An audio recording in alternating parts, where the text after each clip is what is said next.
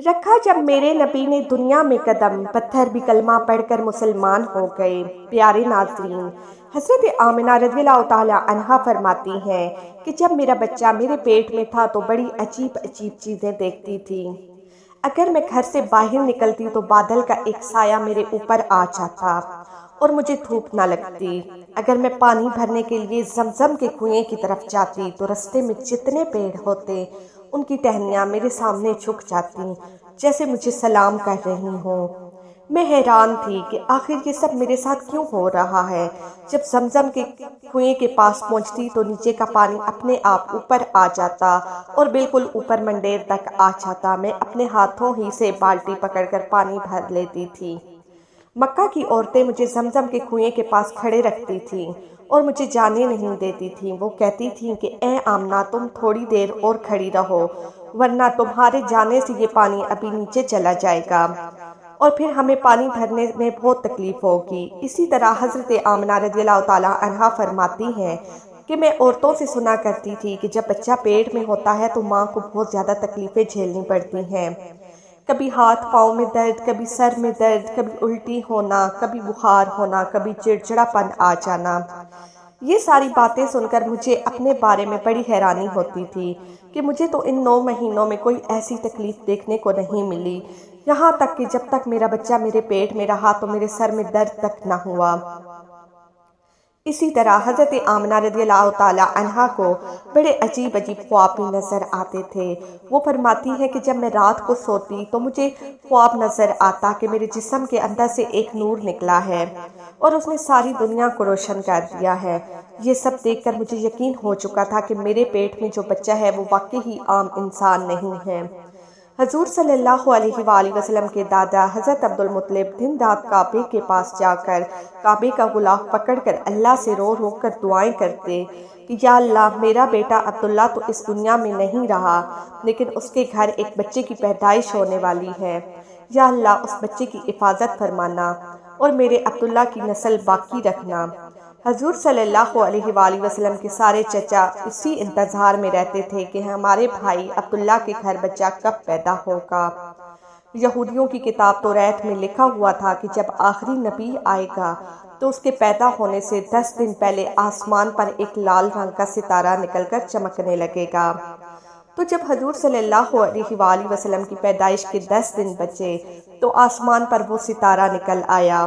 اسے دیکھ کر یہودیوں میں ایک کوہرام مچ گیا۔ ان کے عالموں نے سارے یہودیوں کو جمع کیا اور کہا، دیکھو، آسمان پر لال تارا چمکنے لگا ہے۔ اس کا مطلب ہے کہ وہ آخری نبی آنے والا ہے۔ جا کر معلوم کرو کہ اس وقت مدینہ میں کس کے ہاں لڑکے کی پیدائش میں 10 دن باقی بچے ہیں۔ یہودیوں نے جا کر مدینہ میں معلوم کیا تو وہاں بہت سی عورتیں حمل سے تھیں، لیکن ابھی تک کسی کا وقت قریب نہیں ہے، کسی کے 2 مہینے باقی تو کسی کے 4 مہینے۔ ان یہودیوں نے آ کر اپنے عالموں کو بتایا کہ مدینہ میں ایسا کوئی بچہ پیدا ہونے والا نہیں ہے۔ تو ان کے عالموں نے کہا کہ اب مکہ میں جا کر دیکھو۔ تو سارے یہودی مکہ پہنچے اور آ کر معلوم کیا کہ وہاں کس کے گھر بچے کی پیدائش ہونے والی ہے۔ ان لوگوں نے بتایا کہ ہاں، یہاں مکہ میں 5 عورتیں ایسی ہیں جن کے گھر بچے کی پیدائش ہونے والی ہے۔ تو ان یہودیوں نے کہا کہ نہیں، ایسے بچے کی پیدائش جس کا باپ وفات پا چکا ہو، یعنی جس کا باپ اب اس دنیا میں نہ رہا ہو۔ لوگوں نے بتایا کہ ہاں، عبدالمطلب کا پوتا پیدا ہونے والا ہے۔ اس بچے کے باپ عبداللہ کی ابھی کچھ مہینے پہلے وفات ہو گئی تھی۔ یہ سن کر یہودیوں کی ہائے نکل گئی اور وہ سب روحانیتیں روتے چلاتے اپنے عالموں کے پاس پہنچے اور کہا، ہائے افسوس، آج نبوت یہودیوں سے نکل کر مکہ والوں میں پہنچ چکی ہے۔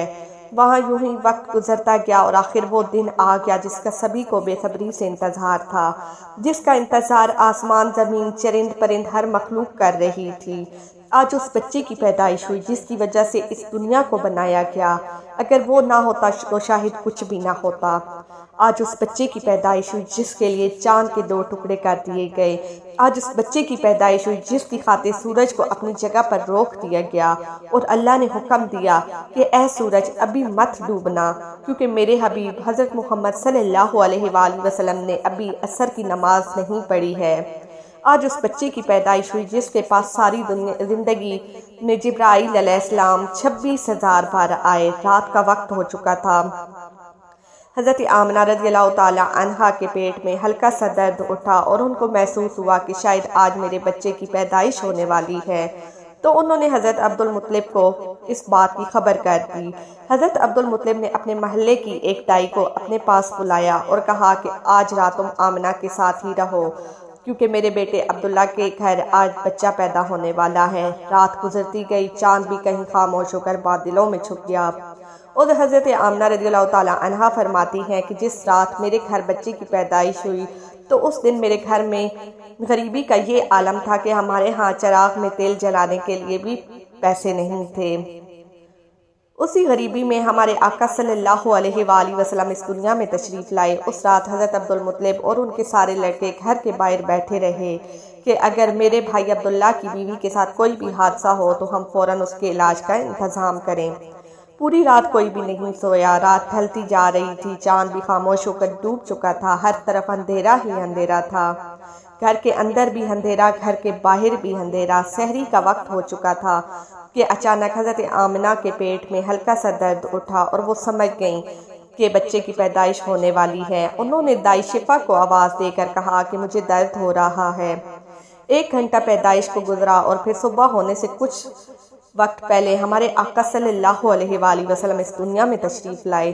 رسول پاک صلی اللہ علیہ وآلہ وسلم کی پیدائش پر 3 بڑی عجیب باتیں ہوئیں جنہیں دیکھ کر دائی شفا بھی حیران رہ گئی۔ پہلی چیز کہ جب بچہ پیدا ہوتا ہے تو اس کی ناف ماں کی آنت سے جڑی ہوئی ہوتی ہے، لیکن ہمارے نبی کریم صلی اللہ علیہ وآلہ وسلم کی ناف ماں کی آنت سے بالکل الگ تھی۔ دوسری چیز یہ کہ جب بچہ پیدا ہوتا ہے تو اس کے ساتھ بہت زیادہ گندگی نکلتی ہے، لیکن ہمارے آقا صلی اللہ علیہ وآلہ وسلم جب پیدا ہوئے تو اندر سے غلاظت کا ایک قطرہ بھی نہیں تھا۔ تیسری چیز کہ جب لڑکا پیدا ہوتا ہے تو اس کے ختنے نہیں ہوئے ہوتے، لیکن جب آپ صلی اللہ علیہ وآلہ وسلم پیدا ہوئے تو آپ صلی اللہ علیہ وآلہ وسلم کا ماں کے پیٹ کے اندر ہی ختنہ ہوا تھا، دنیا میں آپ کا ختنہ نہیں کیا گیا۔ یہ 3 چیزیں دیکھ کر دائی شفا گھبرا گئیں اور حضرت آمنہ رضی اللہ تعالی عنہا سے کہنے لگیں کہ اے آمنہ، میں نے اپنی ساری زندگی میں ایسا بچہ نہیں دیکھا۔ دائی شفا نے حضور صلی اللہ علیہ وآلہ وسلم کو اپنی گود میں لے کر ایک طرف زمین پر لٹا دیا۔ دائی شفا نے جیسے ہی حضور صلی اللہ علیہ وآلہ وسلم کو زمین پر لٹایا تو حضور صلی اللہ علیہ وآلہ وسلم نے ایک جھٹکے سے کروٹ بدلی اور گھٹنے ٹیک کر سیدھے سجدے میں چلے گئے۔ یہ دیکھ کر حضرت آمنہ رضی اللہ تعالی عنہا کی حیرانگی کی انتہا نہ رہی۔ پورے 15 منٹ تک حضور صلی اللہ علیہ وآلہ وسلم سجدے میں رہے، پھر اپنا سر اٹھا کر آسمان کی طرف انگلی سے اشارہ کیا اور ساری دنیا کو بتا دیا کہ اے لوگو، اس دنیا کو پیدا کرنے والی ذات صرف اللہ تعالیٰ ہے۔ حضرت آمنہ رضی اللہ تعالیٰ عنہا فرماتی ہیں کہ میں نے اپنے بچے کو اپنی گود میں لیا، اچانک کیا دیکھتی ہوں کہ آسمان کے تارے زمین کے قریب ہوتے جا رہے ہیں، اور اچانک ایک بادل کا سایہ میرے کمرے کے اندر آیا اور میری گود سے میرا بچہ اس بادل کے سائے میں غائب ہو گیا۔ اس بادل کے اندر سے ایک آواز آنے لگی، اے جبرائیل علیہ السلام، اس بچے کو ساری دنیا کے چکر لگواؤ، سارے نبیوں کی خوبیاں دو، یوسف علیہ السلام کی خوبصورتی دو، اسے یعقوب علیہ السلام کا صبر دو، اسے ابراہیم علیہ السلام کی دوستی دو، اسے داؤد علیہ السلام کی میٹھی زبان دو۔ پھر حضرت آمنہ رضی اللہ تعالیٰ عنہا فرماتی ہیں کہ پھر تھوڑی دیر بعد وہ بادل کا سایہ ختم ہو گیا اور میں دیکھتی ہوں کہ میرا بچہ میری گود میں لیٹا ہوا ہے۔ صبح ہونے والی تھی۔ دائی شفا نے باہر نکل کر حضور صلی اللہ علیہ وآلہ وسلم کے دادا عبدالمطلب کو خوشخبری سنائی اور کہا کہ اے عبدالمطلب، تجھے پوتا مبارک ہو۔ یہ سن کر ساری رات بھر کے جاگ حضرت عبدالمطلب کی ساری تھکن جیسے ایک پل میں ختم ہو گئی اور وہ اتنا زیادہ خوش ہوئے کہ ان کی آنکھوں سے آنسو بہنے لگے، اور دائی شفا سے کہا کہ جلدی سے مجھے میرا پوتا لا کر دو۔ دائی شفا جیسے ہی حضور صلی اللہ علیہ وآلہ وسلم کو باہر لے کر آئیں تو نظر پڑتے ہی سب کے ہوش اڑ گئے۔ اس قدر خوبصورت بچہ آمنہ کے گھر پیدا ہوا ہے۔ سارے چچا بھی اپنے بھتیجے کو دیکھ کر بہت زیادہ خوش ہوئے، یہاں تک کہ ابو لہب کی باندی صوبیہ نے جا کر ابو لہب کو خوشخبری سنائی کہ اے ابو لہب، تجھے تیرا بھتیجا مبارک ہو۔ تو یہ سن کر ابو لہب اتنا زیادہ خوش ہوا کہ اپنی باندی صوبیہ سے کہا کہ جا، میں نے تجھے اپنے بھتیجے کی خوشی میں آزاد کر دیا۔ حضرت عبدالمطلب بہت بوڑھے ہو چکے تھے، پھر بھی مارے خوشی کے اپنے پوتے کو گود میں لیے کعبہ کی طرف دوڑے چلے جا رہے تھے۔ سارے مکہ والے بھی خوشی سے نعرہ لگاتے ہوئے حضرت عبدالمطلب کے پیچھے چلے جا رہے تھے۔ کعبہ کے پاس پہنچ کر عبدالمطلب نے اللہ تعالیٰ سے دعا مانگی کہ اے اللہ میرے پوتے کو سلامت رکھنا اور اسے زندگی میں بہت بڑا انسان بنانا۔ شاید حضرت عبدالمطلب کو یہ نہیں پتا تھا کہ ان کا پوتا ایسا انسان ہے جس کی خاطر اللہ نے دنیا کو بنایا ہے۔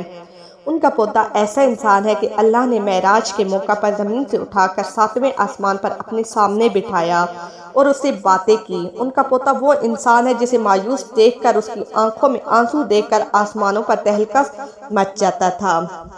حضرت عبدالمطلب نے کعبہ کا غلاف پکڑ کر اپنے پوتے کے لیے دعائیں مانگی اور انہوں نے پوتے کا نام محمد رکھا۔ محمد کا مطلب ہوتا ہے کہ جس انسان کی بہت زیادہ تعریف کی جائے۔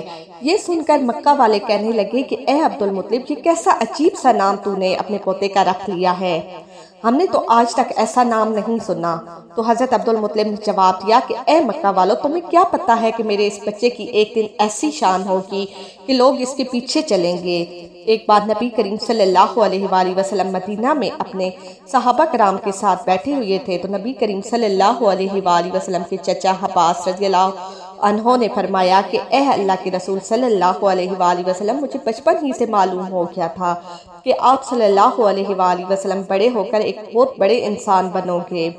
حضرت محمد صلی اللہ علیہ وآلہ وسلم نے پوچھا اے چچا جان، آپ کو کیسے پتا؟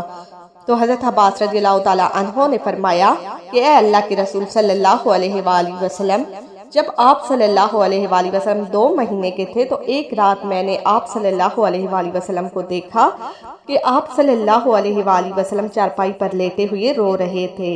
میں نے آپ صلی اللہ علیہ وآلہ وسلم کو چپ کرانے کی کوشش کی، لیکن آپ صلی اللہ علیہ وآلہ وسلم نے میری طرف نہیں دیکھا بلکہ اچانک آسمان کی طرف دیکھا اور مسکرانے لگے۔